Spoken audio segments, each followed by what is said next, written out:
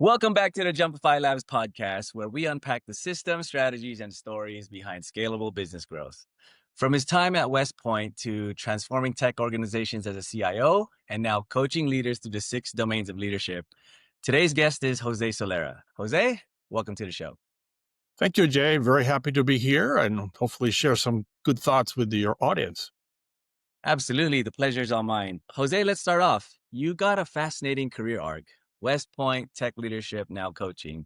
How does all of that connect for you?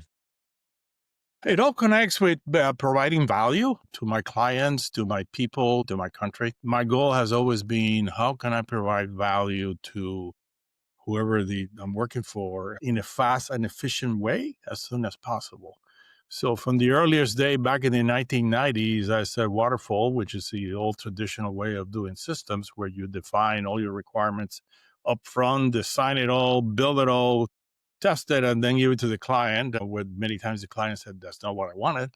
I said, that's not worthwhile. So starting with the Intel Inside system back in the 90s, I started leading the effort to build gradual value to the organization. One of the key questions I asked my peers was, what is the minimum that I can give you that will be valuable to you? And we can go more into that story. There's a lot of background to that story. Mhm. That's what's been guiding me all along. Okay, just as a bonus and fun question, you mentioned that you lived in Cuba, Costa Rica, Panama, Puerto Rico, and a few other countries. What has that global perspective taught you about leading such diverse teams? We are all basically the same. We just have different experiences. Everybody wants to help, wants to be successful. The question for the leader is, how do you understand any slight differences in perception so that you can adjust your behavior to help lead the teams? I've had international teams around year 2000 with people around the world. It was interesting trying to find a time to meet somebody met at midnight every month or so. But it all comes down to, can we align around the vision of what we're trying to do? And as a leader, can I understand what may be a little bit different is how they tick? So certain cultures are more into family and relationship, and that takes a bit of time. And that's when the leader needs to take that into account. Others tend to be a lot more direct, a lot more, tell me what to do or tell me what you want to do, and we'll figure it out and go do it. So that all comes into play. I mean, that's where that leadership development, that model, and it's not the only model, there are other models, are very helpful in trying to help the leader understand how to adjust the behavior. Yeah, having a diverse background and experience with different cultures, of course, we get to be more adaptable when we start to sense how different people start to think. So let's talk into your frameworks. For the people that have not heard of it before, what are the 6 domains of leadership and how do they fit together? Six domains of leadership is a model developed at the Duke University's Future School of Management by 2 professors, Sim Sitkin and Alan Lin. They did extensive research and analysis of what the different models were. And what they realized was that many of those models were kind of not very effective as a tool for leaders to what to do. So they analyzed the material, the research, the surveys, and based on that, they came out that there are 6 what they call domains or areas that leaders' behavior needs to be addressing that yields leadership effects. And these 6 domains are personal leadership, i.e., how credible are you as a leader? Are you trustworthy? Actually, trustworthy is relational. Relational is the next domain that yields trust. And let me finish going through the 6 models, then I'll go more into the effects. And contextual leadership, which is the one that helps us understand how we work together. Those 3 are at the base of what the model is shown in a pyramid. And that pyramid has those 3 domains at the bottom. And the middle has inspirational and supportive leadership. And at the top has responsible leadership. So, and they very much focus on the leader's behavior rather than attributes. There are some leadership models that says you're a good leader because you're personable or you have charisma or whatever. In their research, they realize that what's really important is the behavior. So personal leadership deals credibility. The leader is authentic, is dedicated, and has a vision of what to do. Those 3 are subdomains of that domain. Relational yields trust. Hey, I get to know you. I get to understand you. I understand your challenges.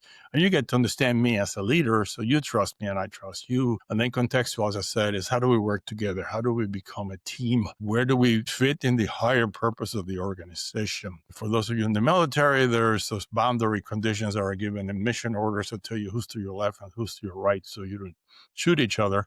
This is similar in the understanding that your group is responsible for this part and there's another group responsible for another part, as well as within the team, how do we work together. Inspirational, as its call, is actually uh, its goal is to have followers or team members have high aspirations and do more for what they can do. And then supportive says it is safe to do that so they can take the initiative. So many team members want to do a lot, but if they don't feel safe, they won't do it. And last but not least, responsible leadership, which yields stewardship. We are stewards of the organization, be a company, be a department, be a baseball team, be whatever you're responsible for. And as such, you're responsible to deal not just in the short-term results, but also the long-term results. Be ethical. That's extremely important for a leader. So that's the overall domain, the 6 domains model. There's a lot more to it. We've coached and taught over, I don't know, close to 10,000 people probably over the years. It's been out for about 20 years. And which of these domains should a leader be at most of the time? Because I'm sure that you're fluctuating between the different domains in different scenarios. Give us the domain where we'd like to be in majority of scenarios in a position of leadership. Well, the 6 are critical for the leader in all aspects of what they're doing. Now, there are times where some domains are more important than others. And as the pyramid indicates, the 3 at the bottom, the foundational domains, are really what are key early on when you're a new leader or you have new team members or you have new responsibilities. So, and I didn't articulate this, but the middle of the pyramid and the top of the pyramid rest on the other domains and at the bottom below them, as well as next to each other to support each other. So a leader needs to be credible to be full. If the leader is not viewed as credible, if he or she is viewed as being there for their own benefit, the likelihood of them being a good leader is reduced because people don't see them as being authentic and dedicated. At the same time, though, they need to be trusted. And as such, that requires the leader to build that relationship with people. Those are the 2 most important domains, in my opinion. Contextual is still very important, but from a leader's impact point of view, directly, those are the 2. And actually, if you look at the survey for the leadership, for the 6 domains and the leadership effects, the questions for personal and relational that address the leadership effects, credibility and trust, are very much leader focused. The questions from contextual alone for leadership effects they are less focused on the leader and more focused on the entire situation because there are other things that influence the ability of the leader to be successful. So to go back to your question, there's not just one domain that's most important that a leader needs to be focused on, but at the same time, there are foundational domains, and that's what we call the bottom layer of the pyramid, that as a leader, you need to be very strong in doing that so that the other ones are able to succeed. That makes a lot of sense. What's a common aha moment that leaders have when you actually walk them through this framework? For many of them, myself included, when I first saw it, even though I had spent years doing leadership development, it was the first time I saw a model that clearly articulated uh, how a leader behaves and the impact of that behavior. I remember taking a leadership survey at Intel way back when, and when I got the survey back, there are some of, I don't think they call them domains, they call them areas or something else, where the desirable answer, the quote was, it depends. If you're new to leadership coaching and leadership feedback, and I had experience, but that not enough, and I didn't have a coach at the time, it's like, what does that mean? What does it depend mean? This one was very, very clear. The other thing about this model is that, and this is one of those little aha moments for leaders, is that it asks raters to indicate how often they see the leader engage in certain behavior. There's a difference between the ability to have demonstrated behavior and actually demonstrating it. There are situations where the leader may be unable to demonstrate the behavior, not because they want to, but because they're working with their boss, and their boss is being either leading. So if the boss has a vision in their own personal leadership, the leader is not going to try to insert their own vision. They try to work with that and support it. So it may be that raters don't see it. So that's one of those ahas that people say, "Oh, that makes sense because I thought I was very good at this behavior." And I said, "Maybe." And others see you doing it, but these other individuals over here don't see you doing it. And again, it boils down to, do they have the opportunity? But yeah, we're talking about leadership, and you yourself, you've led a major digital transformation at a medical insurance company, which eventually got acquired. Why don't you tell us a little bit of what that journey was like? So in 2015, I joined a company then called LISI that was eventually acquired, as you indicated. They brought me in to be their CIO. It was a small company. It's like, I don't know, $50 million in revenue at most. And from an IT point of view, we had maybe 15 people max. So it was really a small organization. They had homegrown solution to manage their business, and try not to bore people. They are the in between, they go between the small insurance brokers and the carriers that support them. And they were based in California. So this was the major players in California from the insurance point of view, where Prudential, sorry, the Prudential wasn't there, apologies. Kaiser Permanente, Blue Cross Blue Shield. There were a few other ones there that dictated. Their technology was from the 1990s. They had been hit with the tsunami of the ACA, uh, where almost every insurance application will show up in the fourth quarter of the calendar year. Historically, it had spread throughout the year so they could manage the processing. But when the ACA came in, almost everybody switched to a calendar year. And then they had, all of a sudden, they went from maybe 300 to 400 applications a quarter to 3,000 to 5,000 applications a quarter on the spike, and then came down. They were also getting more requirements from the carriers. The carriers wanted the data digitized, and historically, the applications come in on paper or scan images that were not readable by the computer. So we had to figure out how to do that. So I was asked to bring in a customer relationship management, or CRM, early on. And as I started researching the situation, I said, well, yes, you need that. But your biggest pain is processing this tsunami of applications that shows up.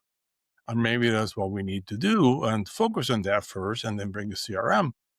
As it is, one of the things I did is I realized, okay, we can probably leverage something. Eventually we did Salesforce as the center of this whole thing, but build the application solutions that we need there. And at the same time, I had to, my many small organizations have the challenge with not having a well defined software development process. They tend to be, they grew over the years, and it's very, I won't say chaotic, but there's very much ad hoc, there's very much on demand. And I needed to help my team transition to something that will provide better results. When I came in, and I think I had maybe 8 developers, 2 BAs, and maybe 2 QAs, and that's stretching it in terms of numbers. They had 60 projects, so at least 3 to 6 months each in flight at the same time. And when we analyzed the data, 2/3 of them had no progress over the previous 3 weeks. So I had to figure out how to control that. And it was not the team not wanting to deliver, it was the fact that they were receiving constant demand for new things, and there was no process to manage it. So one of my roles, not only did I train my team in terms of how to do things, and we started with Scrum first to control the flow, and I became the gatekeeper to manage that, so that we manage the inflows. And I work with the CEO and my peers, basically saying we need to control this flow, and to do that, any new requests need to go into what we call the backlog. It's a list, If it's not there, it's not going to happen. If it's there, it may not happen still because we got to prioritize these things. And then I told the team, do not start anything else new. If somebody demands work, have them come talk to me. So I, as a leader, I provided that shield, that supportive leadership to protect them from that. They were not the ones that had to say no. I was the one who said no. So slowly over time, we control that flow. And part of the reason I wanted to do that is because they have been using 90s technology, and I knew we were moving to the cloud and using CRM, in this case, Salesforce, but also using AWS, which is Amazon Web Services, that will eventually will run or store our files and do the analytics and do machine reading of the applications for 'em. Then, as we got that under control, I introduced him to Scrum, which is one of the agile methodologies that started building the process. And we first built the claim processing system to manage it. So it's a custom application in Salesforce. We then built deployed Sales Cloud, which is for their sales team.